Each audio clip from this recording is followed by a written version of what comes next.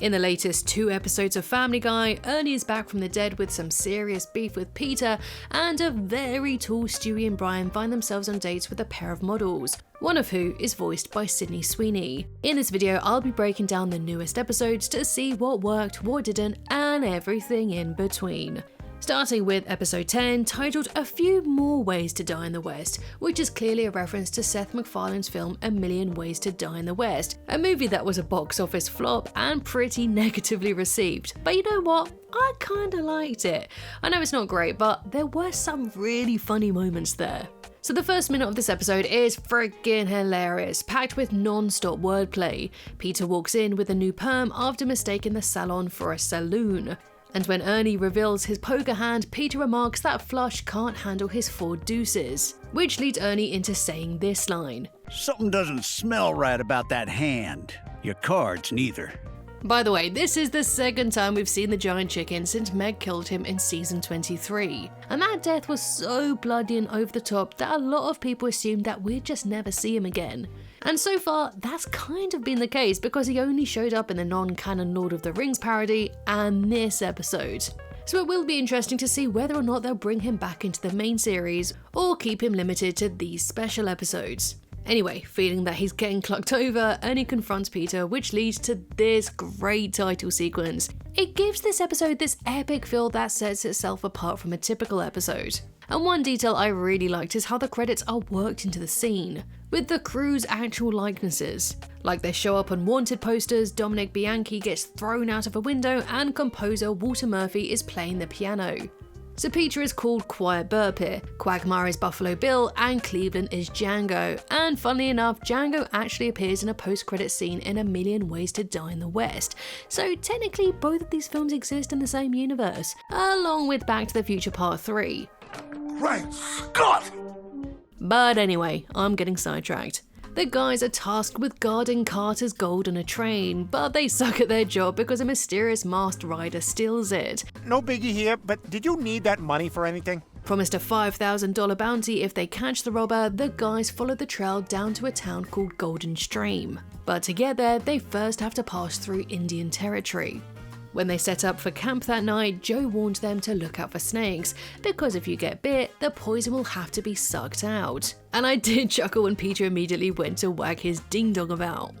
This just links back to my theory that Peter is totally bi, which you can learn more about in my video all about his romantic love life, which is linked down in the description. So, the guys reach the town and run into Sheriff Wild West, and if you watch this channel, then you'd already know how I feel about this character.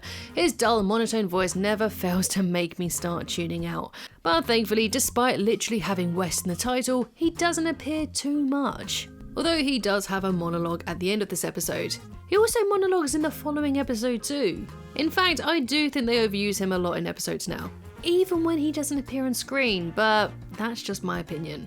Anyway, Peter spots the beautiful local teacher and asks a local kid, aka Chris, for the lowdown on the hottie. I don't know if Chris is meant to be referencing a particular stuttering character or something, but either way, it wasn't funny at all. Peter asks Lois to go out on a date, and just when they're about to kiss, Peter lets one rip. Lois covers her face, revealing that she's the robber that they've been hunting. This is when Bruce randomly shows up as a Pinkerton agent and asks for directions. It's a really odd scene because it holds for way too long on the business card. And there's no jokes at all. You'd think because he's a detective, he'd come back later on, but no, that's it. So bizarre. But speaking of Bruce, I've just finished my video on the history of his character that will be out this weekend. So it turns out that Lois stole the money to give to families harmed by Carter's business. And when the guys find out that Peter has not only found the robber but planned to marry her, they tie him up. But he's soon cut free by Chris, and Peter has a standoff with the guys. Which did lead to a pretty funny gag of Peter literally drawing a gun. Luckily, Wild West shows up and saves him, and he and Lois ride off while being chased by the others. They try to hide in a canyon, but thanks to Stewie and Brian blowing it up in search for gold, the group is crushed, along with Carter. And this story ends with this dumb but quite funny joke. Oh, Lucy, yours is the only posse I want to be in. Oh yeah, and there's also the B-plot involving Stewie and Brian as improv performers, but it's easily the weakest part of this episode. It wasn't funny in the slightest, and every time it cut back to them, it killed the momentum. It did eventually connect back to the main story, like when they blew up the canyon to get the gold, but otherwise it just felt so disconnected to everything else. It felt like filler and really unmemorable. That said, I did like the DJ joke at the end with the guy just cranking it. Overall, this episode show promised by starting very strong, but then it just went downhill. If they just kept up with the quality from the start throughout, then this could have been a really great episode. There were a few funny moments here to at least make it enjoyable though, so therefore I'll give it 3 out of 5 stars. Now, let's move on to episode 11, Tall Stewie.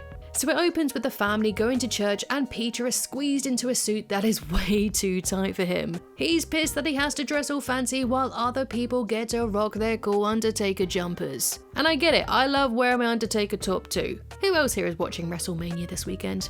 Anyway, the family are invited to accept an award, which is really just a blank sheet of paper, and this is where Peter's pants rip.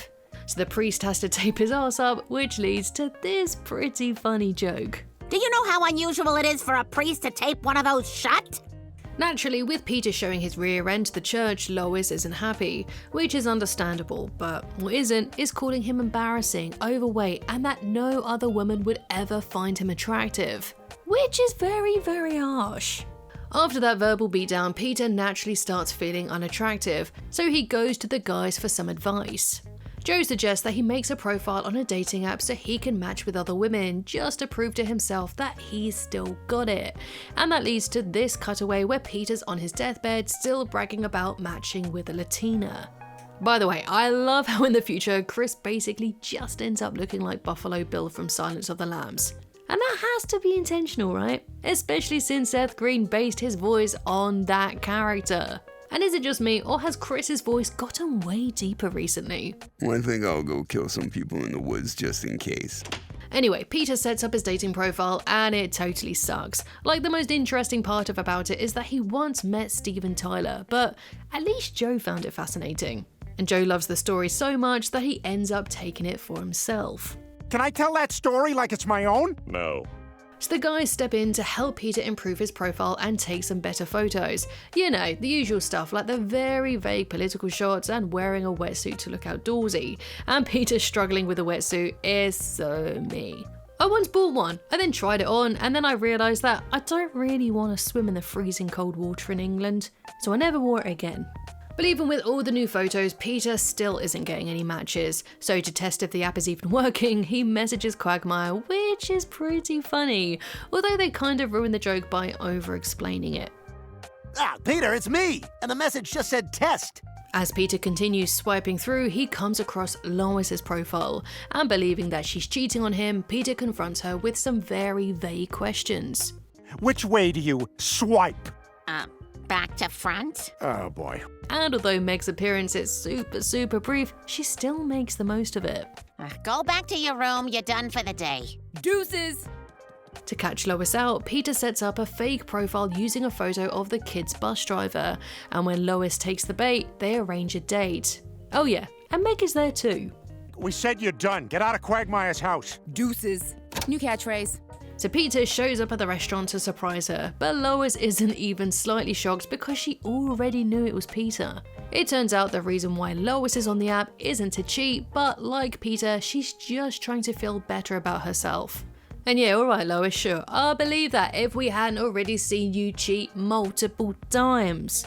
In fact, I actually counted all the times that we've seen her cheat because, well, I haven't really got a life. The first was in season 5 with Bill Clinton, then she got it on with Meg's boyfriend in season 8, although they got caught before it could go any further. After that, she tried it on with Justin Bieber in season 11, and just one season later, she had a 2-month-long affair with this guy. And then in season 15, she kissed Peter's son Larry, and in season 17, we catch her on a date with a mystery man. But I'm not dumb, because Peter found out that she was talking to a guy called Greg, and most recently, she briefly dated Bonnie. And while they didn't have sex, they were very close to it. Oh, and Lois also had an emotional affair with her trainer. Peter, I'm the one who had an emotional affair with my trainer. You had a traumatic response and pretended it was you. So altogether, Lois has cheated, or at least been close to it, 9 times. Anyway, Lois regrets the hurtful things that she said to Peter and apologizes. And I love how even after Peter deleted the app, he still tries flirting with Quagmire. And again, I feel like this joke would have been a lot stronger if Quagmire didn't say anything. Now, on to the side plot with Stewie. So Stewie's been invited to a kid's costume party, which explains the Woody costume, but the tall boots are never really explained. Which is a little odd considering how big a part these boots play in the story. It feels like we're missing a scene or something. Anyway, and now Tall Stewie starts insulting shorter Brian. You go to bed, you short, bald bitch. The next morning, he keeps taunting Brian until he reveals that he's now taller thanks to wearing clogs. And this leads to a really funny cutaway with the Dutch family. Why is funny? The joke is he wears normal shoes? I think someone in the Family Guy writing staff must find Dutch people absolutely hilarious, because this family also appeared in season 22. And it was revealed that in a season 19 episode, Chris was stolen from another Dutch family. I miss our stolen son in America. Do you think he remembers us? Wooden shoe? And to be fair to whoever keeps writing these Dutch jokes, they're actually pretty funny, so keep them coming. Family man, Dutch TV is probably not that great, we assume? So Stewie and Brian both get taller by using leg stilts, and they start getting really competitive about their height, but they soon put their bickering aside when they meet two super hot models out for a jog. Is it just me, or is every guy these days a short, bald bitch? By the way, these two women are voiced by Sydney Sweeney and Alana Haim. When I watched this, I couldn't help but feel that the writer had just watched the episode of Jellystone where Boo Boo and Yogi buy those really tall boots. Because in that, all the girls start fancying Boo Boo because he's tall, and they even start to get competitive over their tallness. Now, I'm not saying they copied it, but there's a lot of similarities here. Anyway, I love it when they go to the club and Stewie is completely oblivious to the fact that she's flirting with him. You know you can't wear underwear with this dress. Oh no, did you keep the receipt? And when they get invited to go out again, Brian says that the girls want to have sex, and Stewie doesn't even understand what that actually is.